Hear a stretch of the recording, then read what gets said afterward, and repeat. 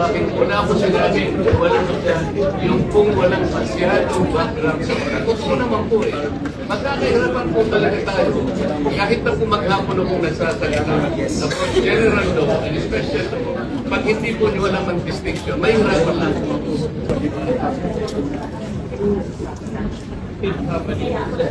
Diba? Hindi po sinabi walang kinalaman. Pag wala pong masyadong background, nahihirapan po tayo magkaintindihan. Napakasimple po ng pinapalit ko. Ma'am, alam mo ba ninyo yung diferensya ng special law or saka yung general law? Kaya ako po binibigay na paliwanag yun. Paano ko po ibibigay na pagkahalimbawa sa inyo kung hindi po niyo maintindihan ano po yung distinction ang special law sa general law? Ang kinakapit ko naman po sa law. Wala po, huwag niyo palalawakin. Wala po sinabi, walang yung kung walang masyadong background sa mga. Gusto naman po eh. Magkakahirapan po talaga tayo. Kahit na po maghapon akong nagsasalita about general law and special law, pag hindi po niyo walang distinction, may hirapan lang po. So magkakaroon lang po tayo ng di pagkakaunawaan. Huwag po ninyong bibigyan ng pagkahulugan.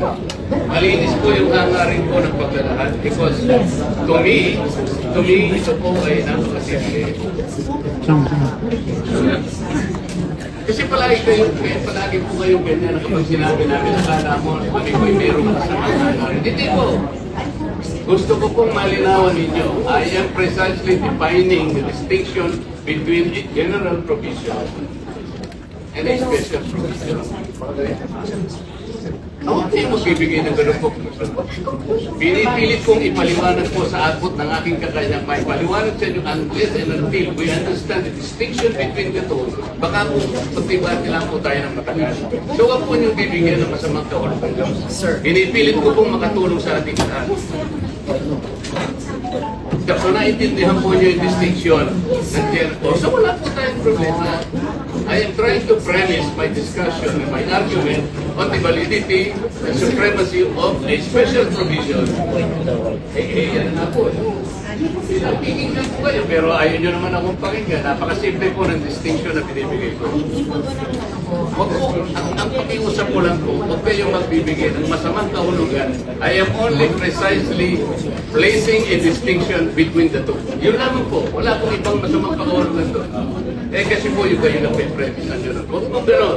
Explain na lang natin para hindi ma-open. Huwag pong gano'n. Huwag gano'n. Explain mo na lang po. Kasi yung sumahapa tayo sa